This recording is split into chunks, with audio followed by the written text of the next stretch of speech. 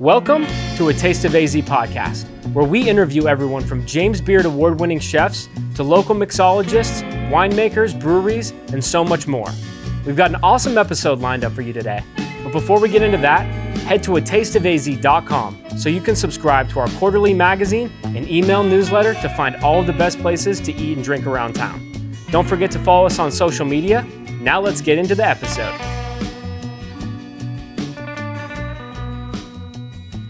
All right, we are at the beautiful Herb Box. Yes.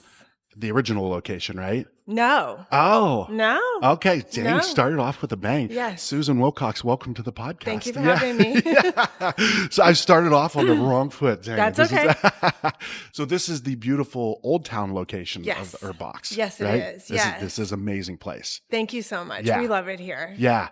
So, but not the original location. No. Where's the original location? Oh my God. I'm going to tell you, it's a very fun and long story. And Yeah. it's filled with moving and risk taking and moving at a quick pace, which is my jam. Okay. But we started out in a tiny little space on Scottsdale and Shea Okay. in the Agua Yeah. Caliente shopping center. All right. Yeah, I know where was that's at. 25 years old. Okay. So not much world experience. Yeah. A big giant set of balls is really, I think, what That's was what you like need. The whole thing. Yeah. my whole mission. And anyhow, and just really, I always say sometimes to be an entrepreneur, you have to be be slightly stupid and have a giant ego, right? Yeah, Because, the whole thing is kind of based in insanity. But yeah, we started out at Scottsdale and Shea, and we started out as caterers. Yeah. So I was working at Z Tejas Okay. here at Fashion Square as a bartender. Okay. And our first big client, we started out, the guy who was the sous chef in the kitchen and another girl who worked there, we all decided to do this, just to open up the Herb Box. And I know it sounds really crazy, but I lived in Los Angeles and I was working at a restaurant called Pure View in Malibu. Okay. And above the restaurant was like a private dining area. And so I did lots of events for them. I also worked for an artist in Los Angeles. I did a lot of events for him. And so it was kind of wild, like this, how the beginnings were. And I was a bartender. I was in college at ASU. And I was just talking to this guy in the kitchen, and he's like, well, me and this girl, we're cooking for some people, and we're thinking about starting and doing something. I go, well, I can plan a party. Like, that's my jam. Yeah. And that is how the Herb Box started. Like, we met at First Watch here in Old Town. Okay. Yeah. And we got pagers. And Wow. one of the guys... Okay. You still have that pager? No, but I need to bring them back, right? I was actually thinking when I started the company, desktop computers were just becoming, just think about that. Yeah. Wild, right? In For sure. 95, it wasn't the most common thing, right? Yeah, absolutely. Yeah. So just super interesting. So we started out as a catering company. One of the guys who worked with us drew our logo.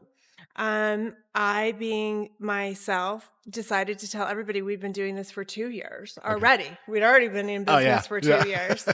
And back then you can't fact check, right? Like you can't, there's no website. Yeah. I'm a total professional, right? And we just started, I think our actual lack of knowledge made us very, very unique. Ah, sure. Because we're like Schaefer's. Yeah. I don't know. No, we're going to put it on. We went to Mexico and we bought all this weird shit and just wild. And we just kind of came out the gate being different. And so that was and people were like, oh, that's super interesting. Yeah. That is, sometimes that knowledge it can be a deterrent, right? It's like you learn about all these different founders of all different industries, and they're like, we don't like experts, right? Because the experts think like, oh, this is how we do it, right? This is how it's always been done. Well, been done. Yeah. My least favorite thing. Yeah. Yeah. So we definitely had a unique take on it, and we started catering. My partner and I, one of the two partners and I, did the demo. I'm like, I can demo. And she's like, you can? I go, yeah. Just because you wanted to? No, because I really thought I could just do the demo. We had no money. Yeah. So I was at ASU. I quit college. I took my student loan money, bought like a truck. It was just crazy. Yeah. But again, back to, you have to be slightly crazy to even be in this industry. For sure. Yeah. So we started doing that. And when we got to how to rewire the phones, I was like, I don't know. Yeah, that's very humble of you. Yeah. I don't know wiring. Yeah. Right at the end of my expertise. You found the one thing I don't know about, telephone wiring. Yeah. But I think those, people say when you make it, quote unquote, make it, like the funnest and the greatest time, which at the time you think is the worst and the hardest time, is actually the best time. Yeah. So that's where we started, and we got really popular. We opened up as a caterer, but people kept opening our door and being like, "What are you doing in there? I can smell food." And we're like, "We're cooking, but you can only use us if you throw a party." And they're like, "Oh." So maybe I'm going to say like 9 years later, we open up. I come from the restaurant business, right? So okay. Yeah. Opposite of what we were talking about earlier, when people have done something else and then have a passion. Yeah. So I had a passion to get out of the restaurant business. I was that server bartender who's like, I can't wait till I graduate from college. I'm never going to do this again. Yeah. And so we opened up as a caterer.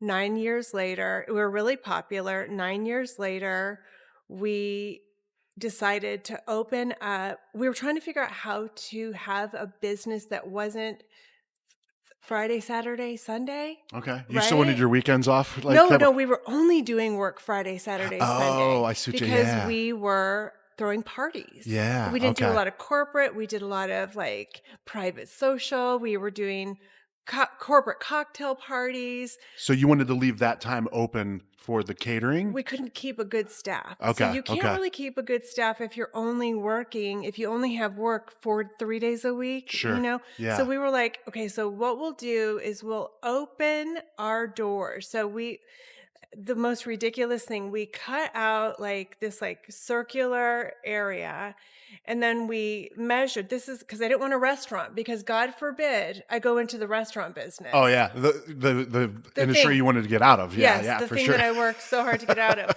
We literally took a measuring stick and we measured the bottom of cups, all the cups we were going to use, and then we built an area like here, like attached to the wall, like a teeny tiny shelf. Yeah. That when you were coming into our place and you wanted to get your food and you want to get your drinks, you could wait and put your coffee on this little tiny counter, but you weren't going to be eating there. Listen, we went to great lengths to make sure we had no chairs, no tables. Yeah. Right? We had one bench on the outside. Discouraging people from settling in. Right. Yeah. So. Wait. Sit up. Stand up, sir. Yeah. I'm not kidding. It was like the world's worst idea. But you don't know until you try it, right? Right. So we did it. And our customers have always been like so in our business. Yeah. And so they come in and they're like, no, like we don't know. And so they were pulling up their trucks and sitting outside of our business.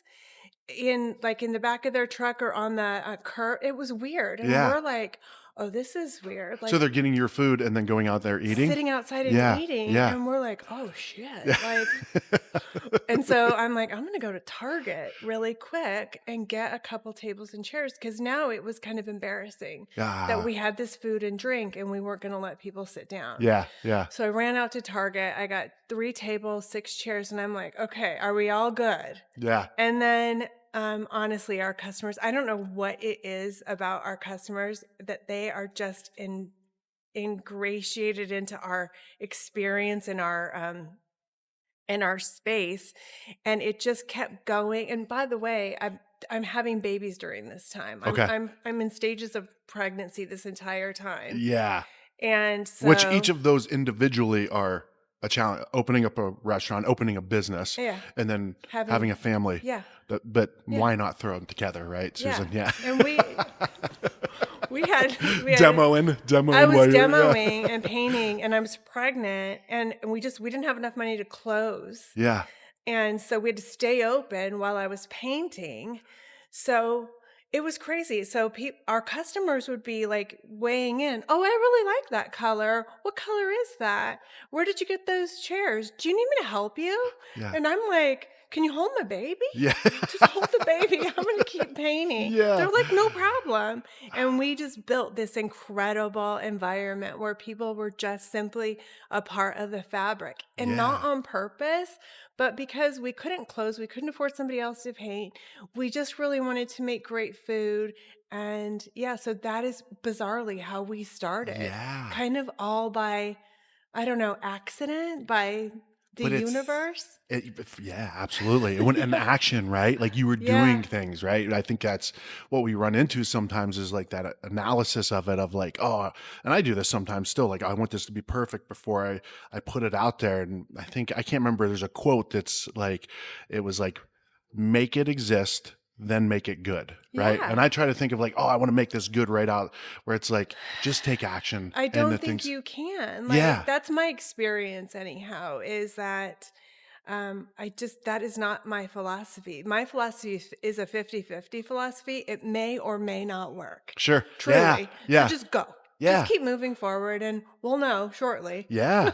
Are you decisive? Are you very decisive? Yeah, that's decisive. good. Yeah. I think it's a lack of time. Sure. That's caused me to make fast decisions. I feel confident. And really, with the 50-50 philosophy, you can't really lose. Yeah.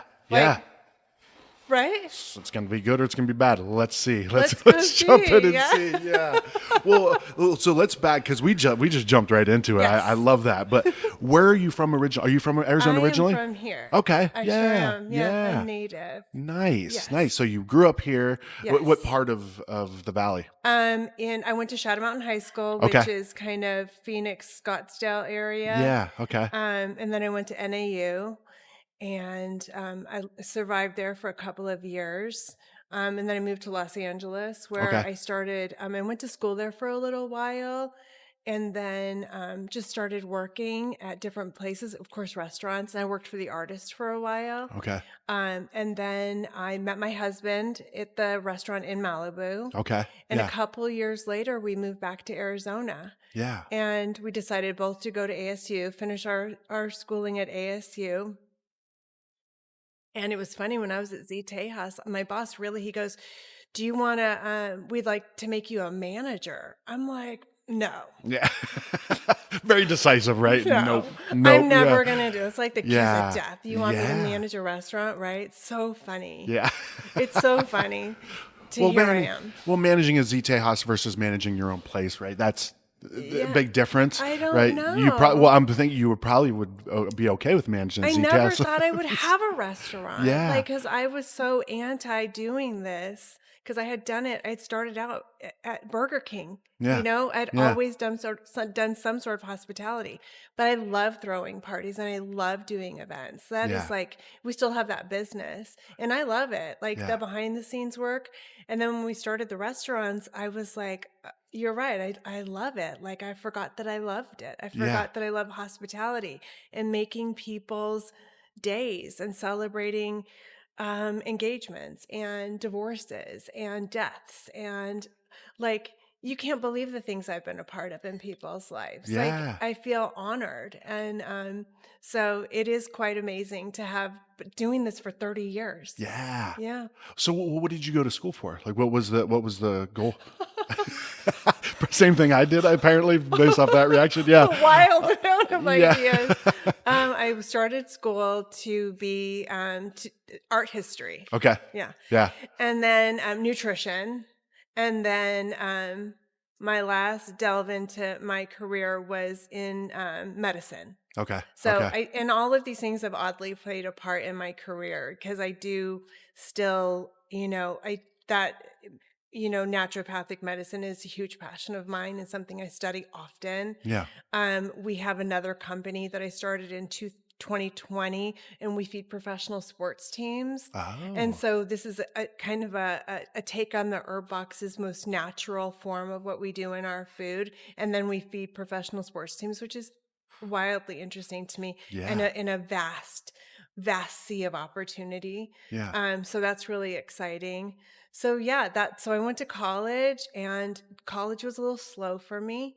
I remember the day I quit college we had an event for one of our first clients was PF Chang's. Okay. Okay, so I was at Z Tejas at the Scottsdale Fashion Square, and I was at Z Tejas, and PF Chang's, the first one, was in the Scottsdale Fashion Square. So we ended up just being very friendly with them. And don't forget, I was a bartender. So Yeah. then I'm like, oh, I started a business. And so we started doing catering for them. I have no idea why they would hire us, but they Yeah. did. Yeah. And so we were going to be doing a large event. It was $10,000. And I was in my class, my Spanish class at ASU. And the teacher goes, okay, we're going to do a pop quiz. And I was like, no. I'm leaving because I have work to do, Yeah. right? Yeah. And that was my last day of That was it. college. That was it. Yeah. I packed my shit. All and I because was of a like, pop quiz. Yeah. Gotcha. Yeah. But that was that was it. Yeah. Like, I don't want to do a pop quiz. I want to go make Yeah. money. I want to go grind it out. And that math equation just wasn't mathing. Yeah. So, yeah. That's awesome. You just throw your backpack on and like, I'm out of No here. pop Was everybody quiz. like looking at you like, Yeah. you didn't care. I You don't were just care. out. I'm out. Yeah. I'm out. Got shit to do. Yeah. So, yeah. But you're getting to know me. Yeah. Yeah. Yeah. You see. I dig it. I'm inspired. I am. I love it. I mean, like you said, you have to be. So my grandmother owned our town restaurant growing up. That's why I'm really attached to the food and beverage industry. And just learning so much from her and her hustle. And she's like, it's all about the people. She's like, it's so in small town Ohio, like keeping staff and all of that. But she was always just doing something, right? Maybe if this didn't work out, all right, we'll pivot. We'll change. We'll adjust on the fly. Yeah. So you have to, and especially during COVID, think about what we had to do, adjust on. I mean, that is like the shivers for sure. Yeah. So, a lot of people did a lot of things, and we did a lot of things. I learned a lot. There's not very many times where I wish that I hadn't had learned some stuff, and that would probably be the time because it was just incredibly painful. Yeah. But yeah, so anyhow. Yeah. So then you want to know what happened next? Absolutely. Okay. Yes. Absolutely. Yes. So we were at the Shea location. It was super tiny. And we had done a lot of business in the DC Ranch, catering, a lot of things in DC Ranch. And DC Ranch is beautiful. Oh, yeah. The architecture, everything is just like, it's so carefully crafted. And I love it up there. And I was inside of our little teeny tiny restaurant, and there was this table of people, and I didn't know they were there. I was up in my office, and I was like, "Oh, I wonder if we should open up in DC Ranch because we have all these clients up there. It seems to be a natural fit." Yeah. Well, the people from DC Ranch were in our restaurant at the same time, and I called my broker, a friend of mine. I didn't really have a broker. I had a friend who was in real estate. Now I have a broker, but and I was like, can you help me figure out how to open? When I did the Shea location, we didn't know anything. Yeah. Like, I didn't know how to negotiate a deal, a lease. I did not know what I was doing because how would I know, right? Sure. Yeah. I was 25. So, but with the DC Ranch location, I started to learn, a little bit more. I can't say it was the greatest deal. I mean, I got taken to the cleaners like as often as you can before you learn that you're getting taken to the cleaners, right? And then you're like, wait a minute. this that seems awareness. Wrong. Yeah. A little late to the party. Yeah. So I was like, so we start at DC Ranch, and this is so crazy. We were there. We open up, and we did not know what we were doing, right? This is a full service restaurant. Our Shea location was the size of a postage stamp, and it wasn't full service. And we had like 6 things on the menu. This was a full menu. This was day and night service, a full bar, things we'd never done before. Although being in the restaurant business, you think you know all these things. Sure. Yeah. So we were so busy. You know that in that commercial during Christmas time where people are smashed up against your windows for like Black Friday shopping? Yeah. We were like, oh my God, who are all these people? We're like, holy shit. It was a fucking disaster. There were so many people. We didn't have enough food to feed the people. The menu was too big. Like, the mistakes were endless, but people didn't care. Yeah. They were like, again, I don't know what it is. Maybe it's a vibe, but they were like, we don't care. We'll wait. Yeah. We're like, shit. Like, we'll be back with some food. So actually, on the 7th day, we put up a sign on our window that said, went fishing. We're going to open up on next Monday. Because we were like, what are we going to do? Yeah. We don't have enough space for the food. We got to readjust the menu. There's so many things that we have to do in order to feel better about what we're doing. And then we shrunk the menu. We got it together. But DC Ranch was insane. Yeah. What year was this approximately?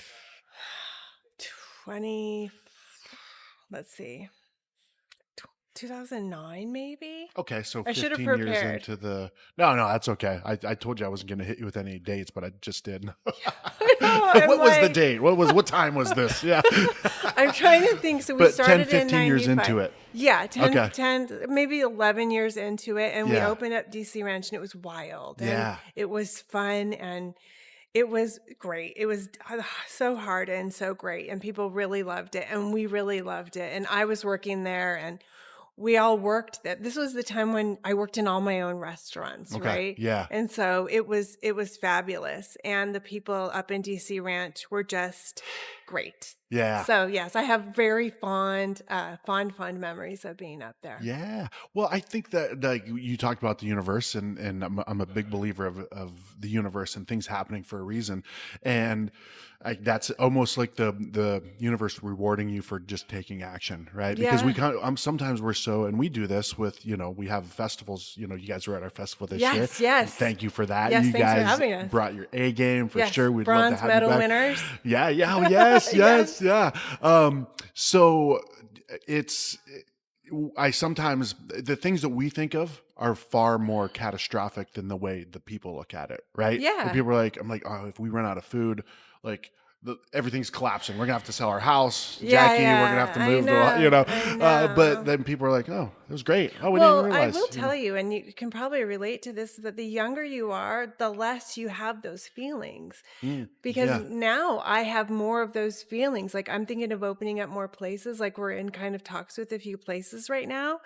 And all of what you just said plays a much larger role. When I was younger, I'm like, fucking do it. Yeah. Let's do it. Yeah. I don't know. I had so much less worldly knowledge, and I just didn't know catastrophe. And when you have nothing, you have nothing to lose. Now I have stuff. Yeah. And now I have stuff to lose. So Yeah. I'm more careful, which is not an ideal place for me to be. Yeah. I don't like it. Yeah. You like the carefree younger days. Yeah. Where I didn't know, So, but with being longer in the tooth and having more knowledge, I can negotiate better deals. Yeah. So it's a trade-off. For sure. Yes. For sure. Yeah. So do you still have the DC Ranch location? No. So is it back to the Scottsdale? Like the Scottsdale and Shea, right? You said? Yeah. So we're in Scottsdale and Shea, and we're here. So, but before that, we were on the bridge. We were on South Bridge. So while we were at DC Ranch, this is funny. So Fred Unger, do you know Fred? No. So Fred's he's no longer with us, but he's like such a staple in the community of Old Town. But they kept calling us to open up on the bridge. And don't forget, the bridge is on the canal. Yeah. And I'm a native. Okay, so people aren't supposed to be near the canal because you die near the canal. Did you ever hear all those? Oh my God. So growing up here, if you go near the canal, you're going to get sucked into the canal and die. Oh, sure. It's a big deal. Ask any native. Like, we don't go to the canal. Yeah. So when they're like, do you want to open up on the canal? I'm like, well, no. That sounds terrible. Horrible. Am I being punished? Like, why? People aren't going to go to the canal. Like, that sounds terrible. So finally, like, I go down there, and Fred was just such a world-class guy, and him and his wife Jenny were just incredibly kind and generous, and we opened up on Southbridge. Again, well beyond our capabilities. We got our asses fucking smoked every day. Like, it was crazy. And super grateful, but we made a terrible deal of percentage rent that we we lost our ass in every way imaginable. Like more learning, yeah, right? Yeah. Before I was like, percentage rent, that sounds fine. Yeah. Right.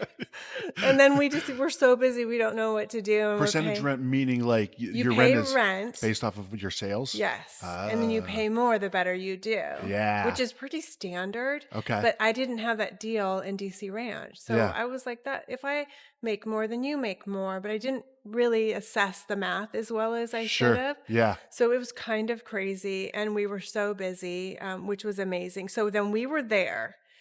And we were there for, I don't know, a long time as well, probably almost 10 years. And I don't, like, which one happened first? So we were at Southbridge, and oddly enough, over the last couple of years we were there, the building kept flooding.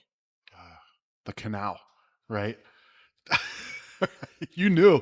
Okay, so the building kept doing weird things, and then suddenly the building, and I had done a lot of building out that building. We had to put in a ramp for a handicap ramp. Okay. So we had done a lot of like little things in there, and so slowly over time the handicap ramp became a handicap step.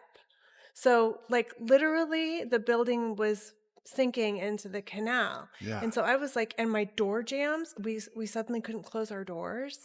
And they're like, that's not what's happening here. And I'm like, you bought faulty doors, Susan. I know it's 7 years later, but the doors suddenly don't fit in the jams, and suddenly the ramp is a stair step, and the patio was pulling off of the wall. You could see it. And so it was very weird. And so I said, hey, something is wrong. Something is happening to the building.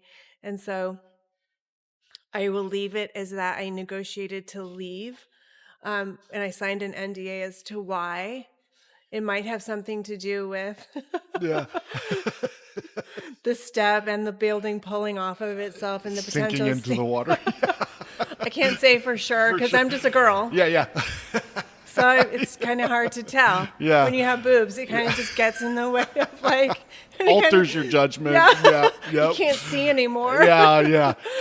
So we moved here. Yeah. So, and we literally packed our stuff up, and we literally, and I'm not joking, we marched it over here. We rolled like down the sidewalk. We rolled because you can't really hire a moving company to move you 100 feet. Yeah. So we rolled our shit down here. Yeah. So then we're here, right? So this is great. Back to DC Ranch, and COVID hits. My lease is up. Oh, and we also opened up in Central Phoenix. Okay. At the Colony.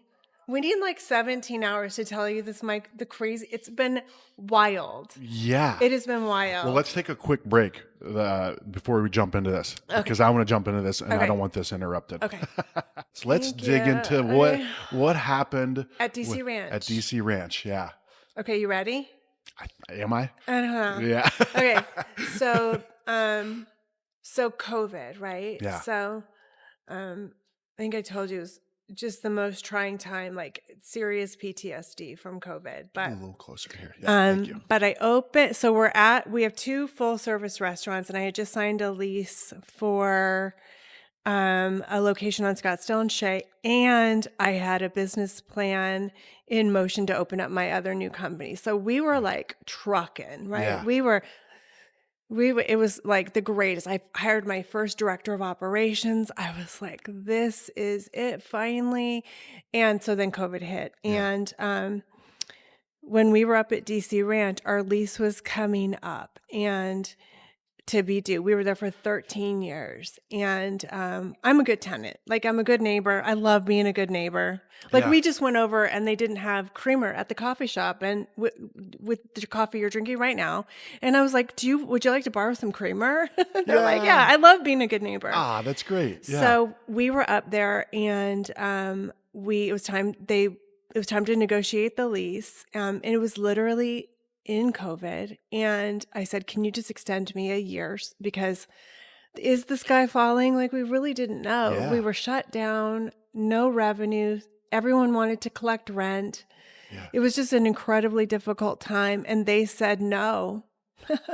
They said 5 years or nothing. And I go, 5 years or nothing? Like, a good tenant. I pay my rent, like I keep it clean, like, and they just were playing this hardball negotiation with me. And I to this day, I really don't know why. And so I'm like, I have another lease here in this place here. And then I had the new building, which I was on the hook for 10 years. Yeah. I was like, I don't know that I can, if nothing goes right, I'm going to be buried. And so I was like, okay, I'm going to have to leave. I didn't want to. I love DC Ranch. Yeah. And then 1 month before we were leaving, and believe me, there's a lot of planning when you go to build one, and there's a lot of planning that you do when you leave one. Sure. And so a month before it was time for us to leave, they said, okay, we'll do the year. And I'm like, what? Like, that's wild. Yeah. Like, it's kind of too late. The fact like, you've already got all of this in motion to move. Yeah. A lot of plans were made. And believe me, the money was not pouring in. It wasn't even trickling in at the time. So if I had to pay somebody to get us ready to move, like I didn't have money to undo that. Yeah. And the staff had found out. It was just like the fucking worst, like the worst possible scenario. And then what we did is we shut our doors a month before we were going to move. And then, okay, you sitting? They locked us out of our restaurant because in the lease, it says that you have operating hours. And if you're not open during operating hours, they can lock you out. What? So you're trying to get your stuff out, like you're trying to move, right? Yeah. And I'm very communicative. So I'm like, listen, we're leaving in 30 days, but we need this next 30 days to like get the moving company over, and we're going to move our stuff out. And they locked us out. Yeah. Dang. Isn't that wild? Yeah, like for it's sure. so cool. friendly, like uncool. Like I'm like, did we not pay our rent? What happened? And they're like, oh no, there's this little tiny fucking 1-sentence clause, and we're gonna enact it. I was like, oh, okay, well, all right. What's the benefit? So sorry to interrupt, but what is the benefit of that for them?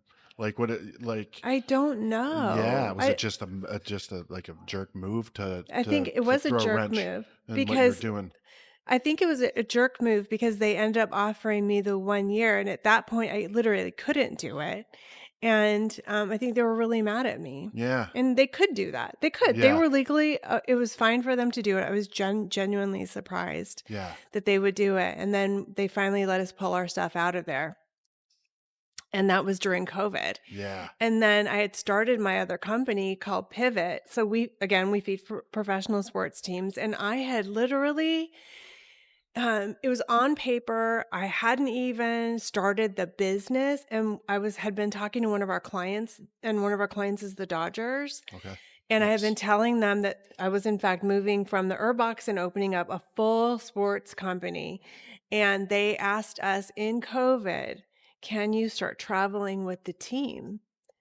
And I had no money coming in anywhere, right? Yeah, so I was like, of course we can, because we have no money and no business, and we couldn't open back up. And anyhow, so we started doing that as well. Yeah. So traveling with the Dodgers. And then we started traveling with the Padres, and we did some work with the Yankees. And 5 years, 6 years later, we're 10 million in revenue. And it is like, it was a rocket ship I hadn't counted on getting on. Yeah. So it's wild. That is. Just by saying yes. Yeah. Are you guys ready? We're like, yes. Yeah. Yeah, absolutely. I'm like, somebody draw a fucking logo. Go get some t-shirts that match, and get some backpacks. And then we will figure it out in the air. Yeah. We will figure out, what does it mean to run this company? And we were working inside of closed hotels. Because remember, we were in giant, not tiny hotels, like these hotels in San Francisco, in kitchens. There was nobody in them. Like nobody was anywhere. It was, imagine being in San Francisco where there was no people. Yeah. Right? Yeah. That's how it was. You could drive the streets, like no problem. Yeah. We were in hotels in their kitchens. There was no people. And we just started running this business, trying to figure out what does it mean to do this feeding of professional sports team. We had some idea, but ideas on paper don't often translate. Sure. So then we started, and we again gained a reputation of being, kind of amazing for what we do. And Yeah. so here we are. What was there the name Pivot? Is that kind of part of this? It's not about COVID. So I was standing inside one of our facilities, sports facilities, while we were just the herb box, and I was 49, and I was like, "Is this my life? Like, this isn't really what I thought it would be." People are like, "Oh, you're so successful," and I'm like, "I am."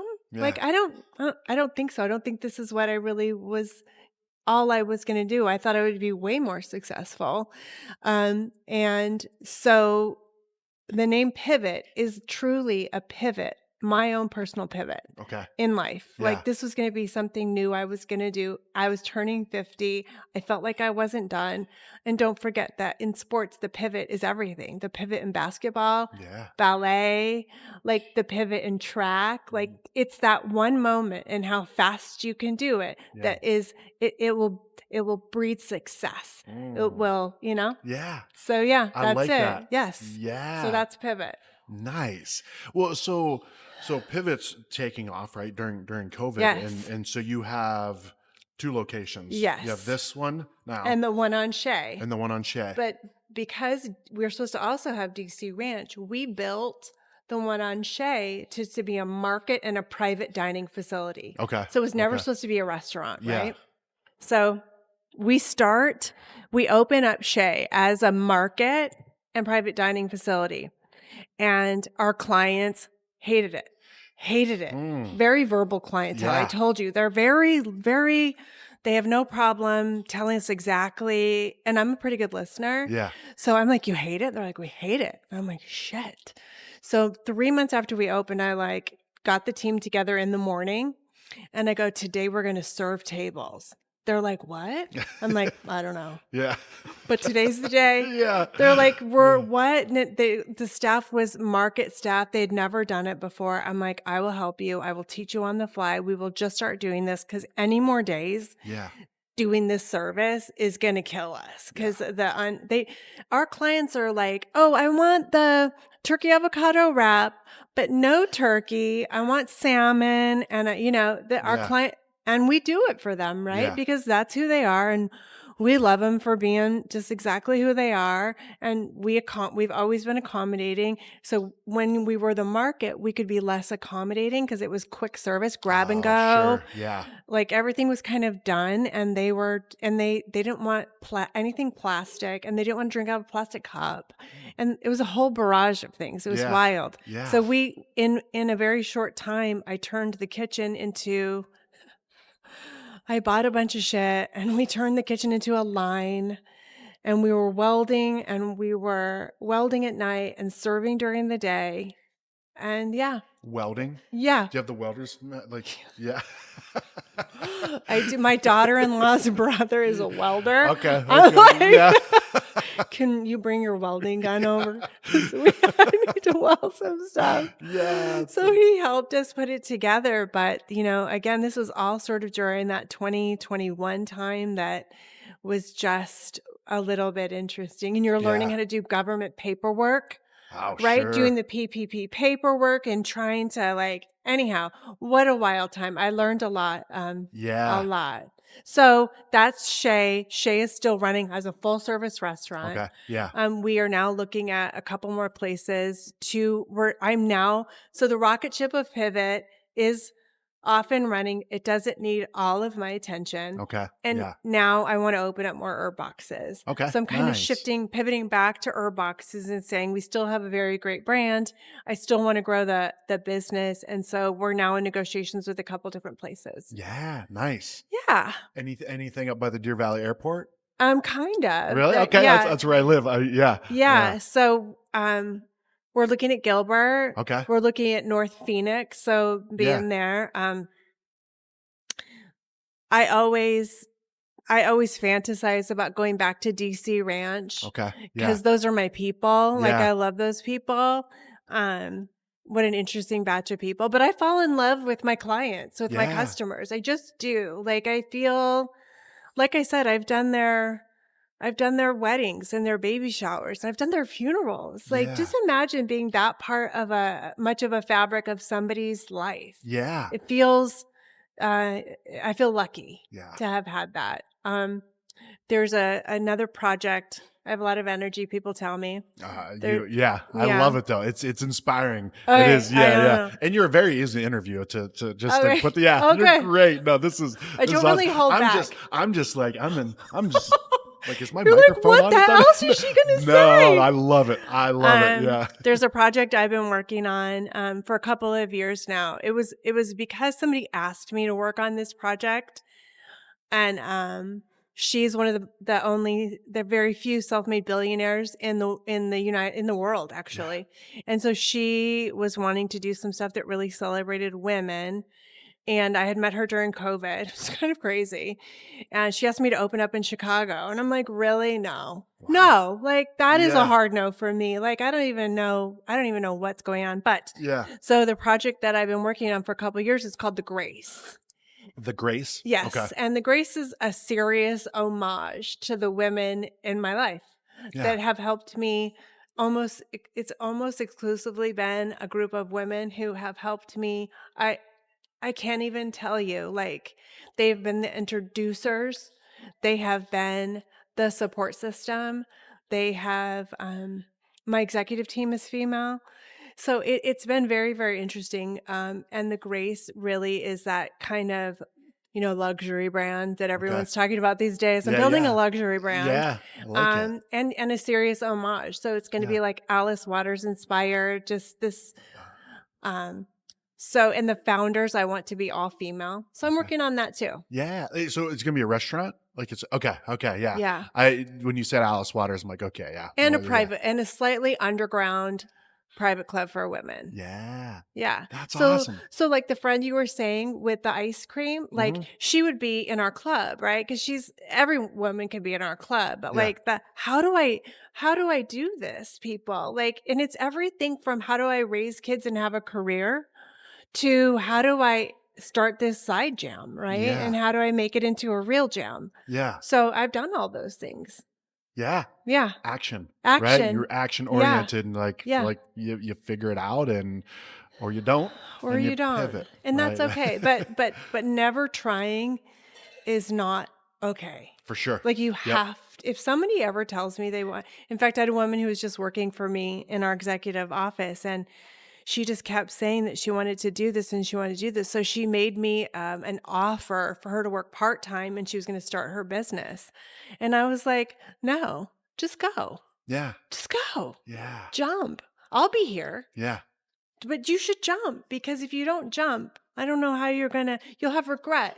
For sure. Yeah. Yep. So. Well, that was the advice that I gave Emily when she was talking to me about it, because she's younger. She's in her mid-20s. So do it now. Yeah. Right. Well, you got nothing to lose. Yeah. And she's like, well, I'm afraid of failure, and slightly afraid of failure. Yeah. Fail. And that's why I told her, I was like, for me, when I took this leap, because I had many years where I was afraid to take that leap, where I didn't know what I wanted to do.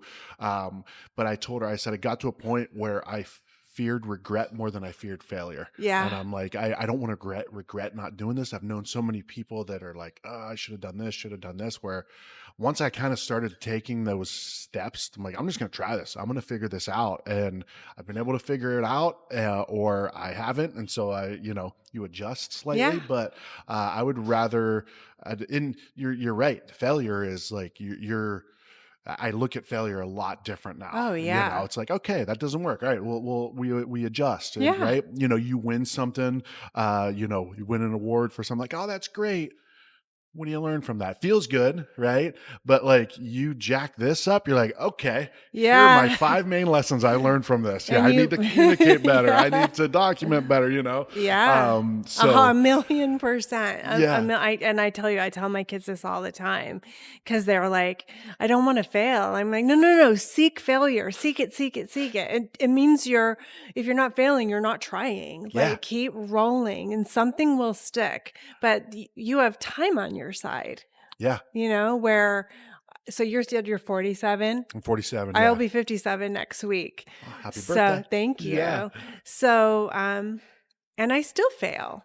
Yeah. And it's like snow skiing.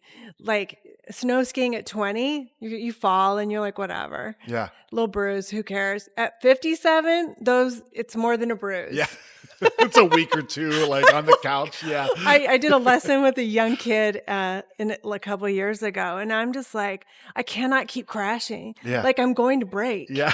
Right. So that's sort of how it feels now, like Yeah. that it is a little bit different. Yeah. I'm still remembering to lead without fear. Yeah.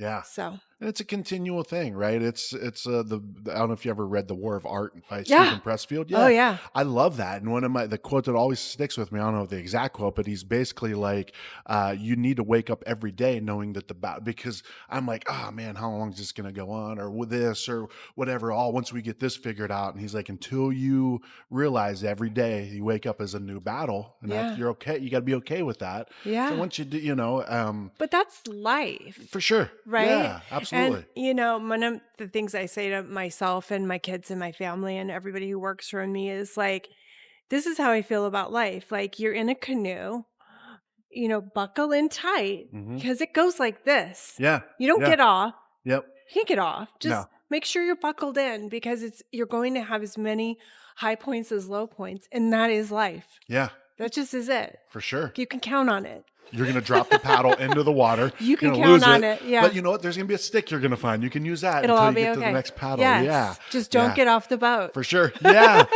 I love it. Well, we've got about 8 minutes left. Okay. So like I said, sometimes I forget to talk about the food, right? Oh yeah, we totally forgot to talk Yeah. about the food. So like, just the menu is, because you guys do breakfast, lunch, and dinner, Yep. right? They're a box. A lot of locally sourced Yep.